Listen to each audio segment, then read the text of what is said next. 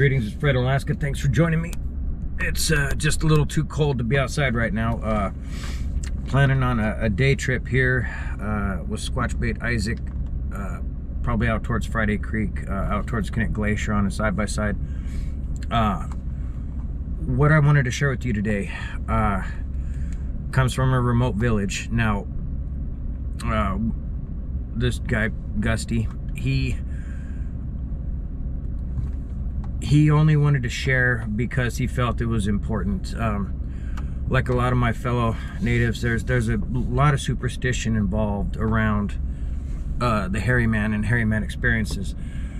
There's a level of fear that if you speak about them, they'll come around. Bad omens can happen. You know, something tragic could happen in the family. And you know, not in all cultures, but in quite a few. And the thing of it is that there's I mean, it started somewhere, you know, so there's got to be grains of truth in it. So, but he wanted to share, so I told him I would. So what happened with him happened over the course of, geez, since he was little.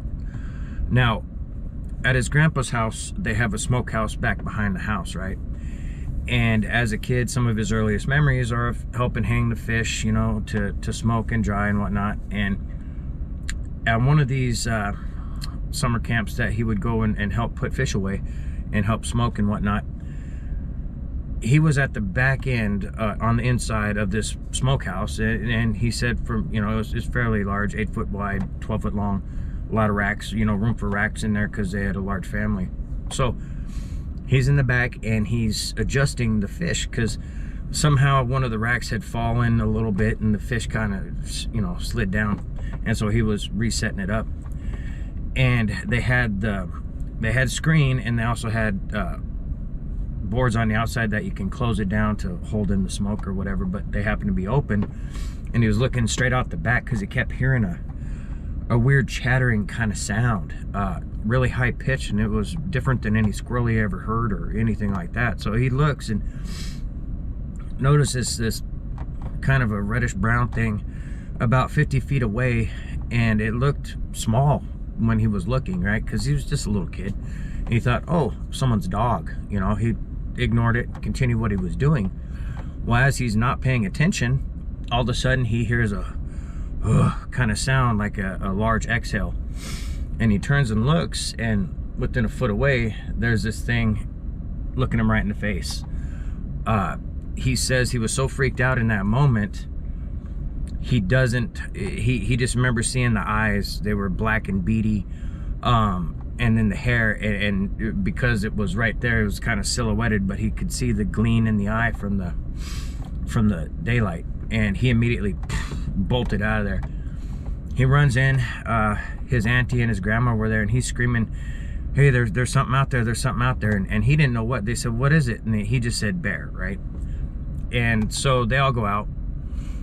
Well, thing is gone, but what had happened is that screen was pushed in, and that particular rack he was fixing the fish on, half of it was missing, right?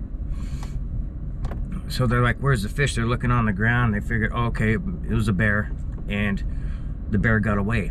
So we'll just, you know, keep a watch and, you know, let it go. So a few years later, he was approximately 11, and he was further outside the village. Now, this village is off of the Yukon River. He asked me, he still lives there today. He doesn't want any notoriety or any kind of acknowledgement of his fellow villagers.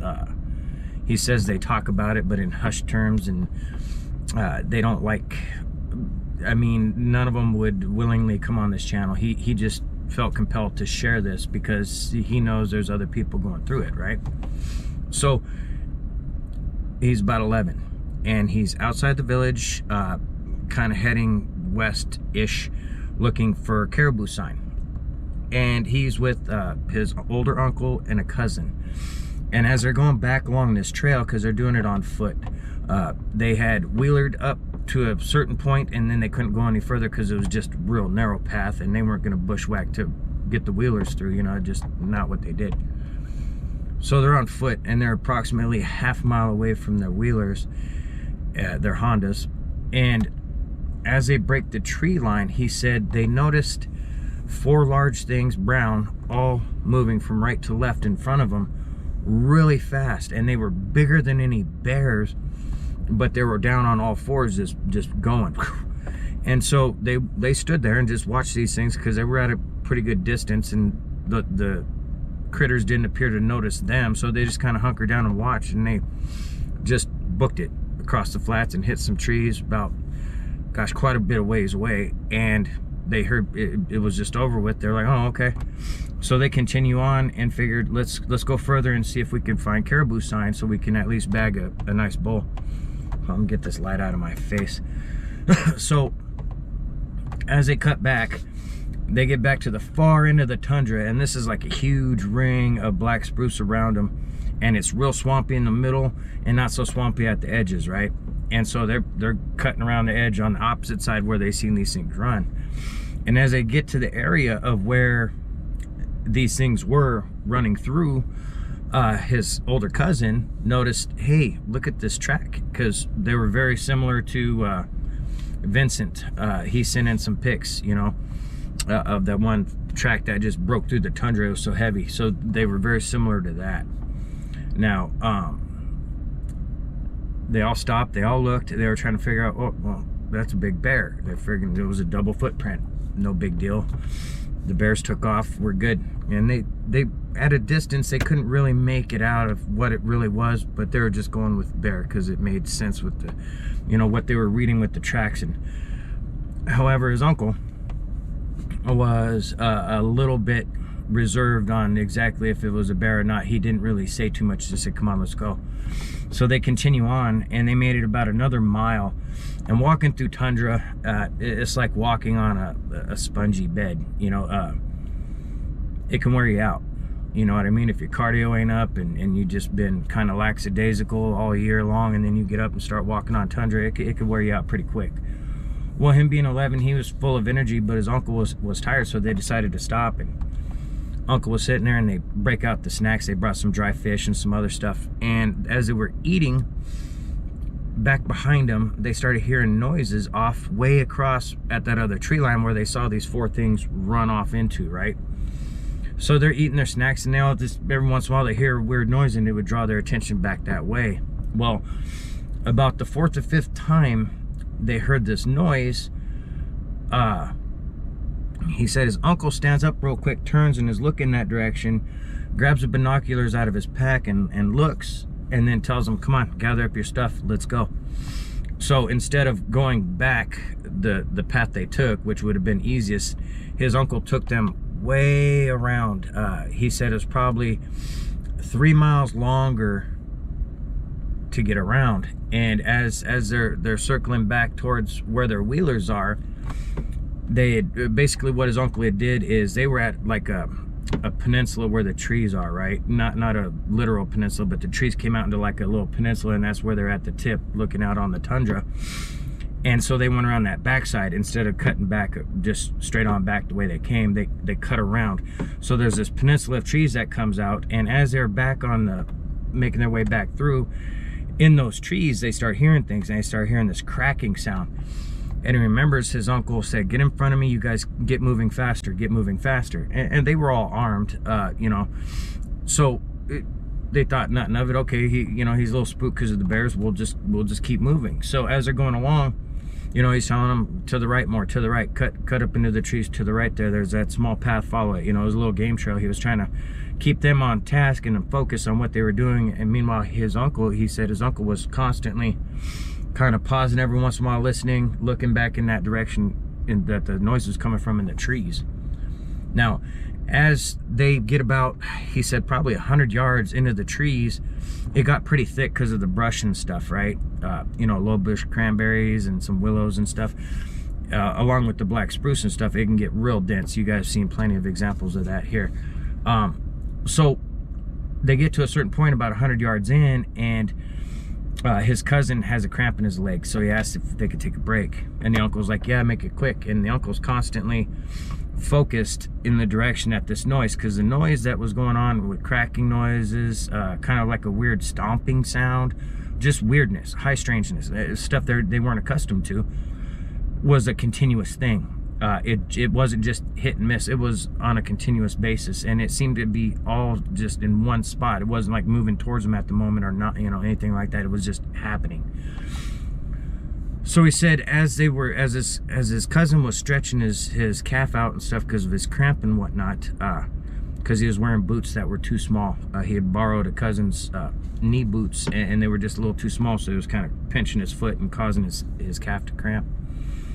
Well, he's got the boot off, and he's kind of rubbing his calf, and they're talking about those little rubber band planes, you know what I mean? They're made of balsam wood, and they got a little prop and a rubber band. You wind them up. They're talking about playing with those when they get home, right? Just kid shit. And the uncle all of a sudden says, "Get up, move, move, move." Well, unbeknownst to them, the uncle had been watching, and this thing was moving in a manner that seemed like it was trying to outflank them. He said his uncle didn't give a whole lot of detail, but said, "Get up, get moving. There's something moving. We need to go." Well, his cousin, who was wearing the wrong size boots, they moved so quickly, he just left the boot there and was walking one-footed, basically, one boot on. And the uncle asked later, "Where's in the hell's your other boot?" And, you know, he said, "You told us to move," and yada yada. So he got in a little bit of trouble with that later, but anyway, because they weren't his boots, they were borrowed. It just, you know, it is what it is. So their pace is quick going down this path, and as they're going down this path, every once in a while, Gussie was looking over, and he saw movement in the trees, but it was always at the same distance. It didn't seem like it was closing in on him. Well, what he didn't know, and his uncle did know, is this particular little game trail hooks back over to the Wheelers, and this thing was heading towards where the Wheelers were, right? And so they get a little further down this trail, and it starts curving to the right, and right where the curve starts, his uncle has him stop and sit down, and his uncle went about 15 feet away and was behind a spruce tree and was lifting up his rifle scope, looking in the direction that he had seen this thing. And he watched his uncle lift up, scope this thing, and then kind of do this number, look back again, and the second time he lifted the rifle and looked through the scope, they heard the scream. He said the scream was very low, mixed between like a lion and a bear, along with like a bobcat. It was just like on multiple octaves, but loud as shit. He said when the scream happened, his uncle didn't flinch or anything. His uncle took the safety off his rifle and was mumbling something. He couldn't make it out because of the loud scream. Everything just went hyper, you know, crazy, because they were in fear. You know, his older cousin was just a little bit older than him, so you're talking 11 and maybe 13, not very old. Experienced hunters though, because they went out, you know, but this was different. So they're scared. Uncle's standing over there, and as he's mumbling, he all of a sudden the rifle just bow, you know, the uncle fires off a shot, right, racks another round in, because it was a bolt action, and tells the boys, "Stand up, get up, get up." So they stand up, and he goes, "Come on, let's go, start down the trail." So unbeknownst to them, they didn't know what happened. They figured, okay, uncle just shot something, right? So they continue on. They're following orders at this time, and the uncle told them, make sure you have, you know, you have your ammo ready, and, you know, keep your guns on safety, but make sure you have a round in the chamber in case you need it, you know. And they figured, okay, it must be a bear and we need to be ready. So they kind of manned up a little bit, you know, because they were young. And so they checked, they're good. They're going down the trail, and they got not quite a mile before the four-wheelers, right? So they got a distance through all this shit. And from what he said, his uncle, he said because it was so long ago, it's hard to remember exactly how far, but it seemed like equal increments. They would stop, the uncle would look around again, reassess, and then have him continue, right?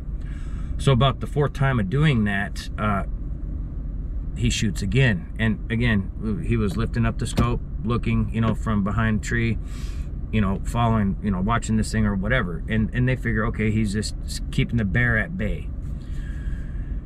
They make it to almost eyesight of the four-wheelers. They can see the clearing coming up. They know right where the four-wheelers are. And, you know, they're almost there. So they get a little laxed, you know, because they're young and they're tired. The one cousin's got one boot, you know, he's hobbling along. They are just about to come into the clearing when the uncle tells them, get down on the ground, get down on the ground, right? And so they get down on the ground. They're like, what's going on? What's going on? And the uncle's looking in the direction of the clearing. And he goes, oh, no. Boom, fires a shot, racks another one. Boom, goes to fire another one. But he only had 4 rounds, so he had to stop, open the bolt, reach in his pocket, and start loading rounds into his rifle. As he's doing that, there's another scream, and they hear thrashing running away, right? So they listen for a minute. He's reloaded. He's looking. There's nothing. He says, come on, let's go. Let's go. They get up to the four-wheelers, and none of them were hurt or anything.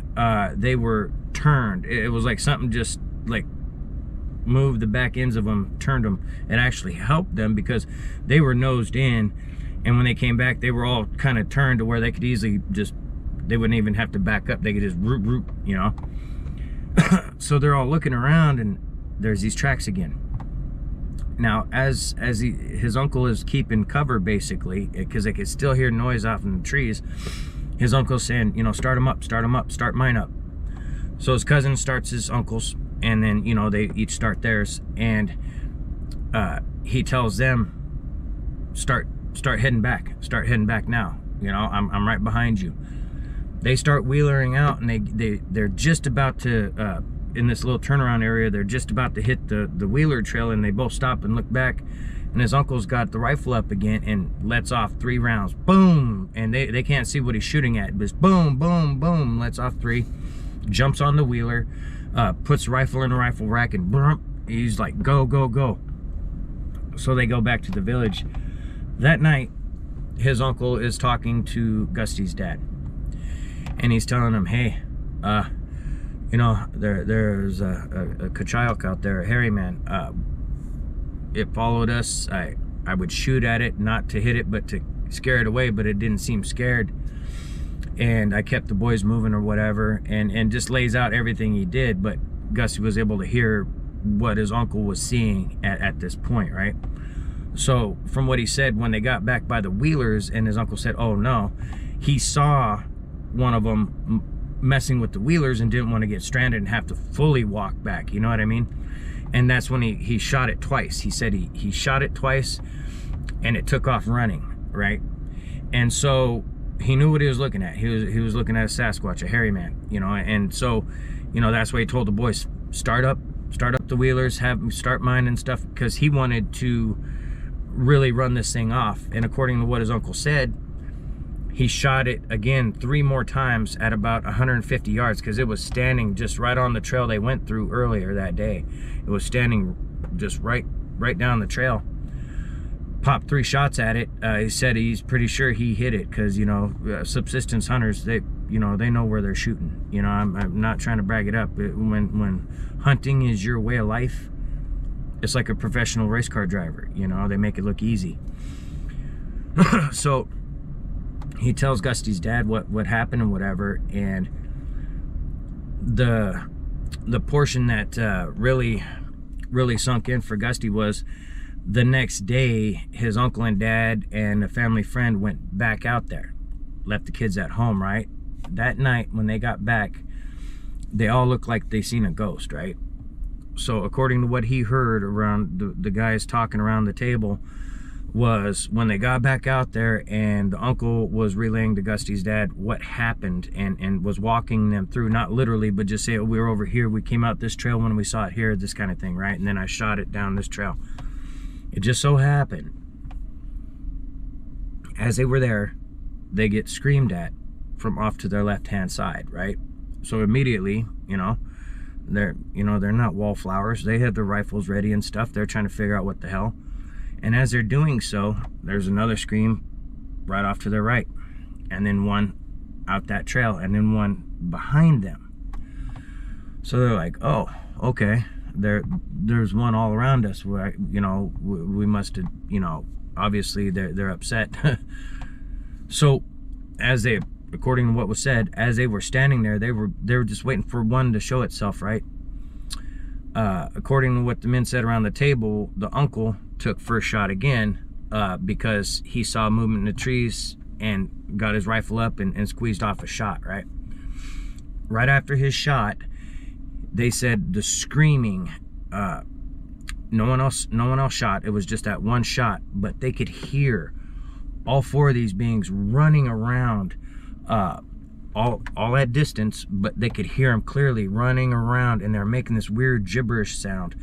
There was clicks and pops, there was gibberish, some of it sounded like Yupik, but they couldn't make it out. It was just craziness all around them, so they just jumped on the wheelers and got out of there. The reason they were so freaked out is they all had, according to what was said at the table, they had all been spoken to in their mind, telling them they were gonna die. And that's, you know, that's where that whole saga ends there. He has more stuff that he just wanted to share. That the other stuff he shared privately, and I respect that, and it won't be public. But I want to thank him for sharing that experience. His big thing was people need to, they don't have to be scared to go out in the woods, but just be aware. Be aware of what's happening around you. Situational awareness is key, especially in Alaska, and any hunter I know and my buddies, they're always keyed up and on point, you know.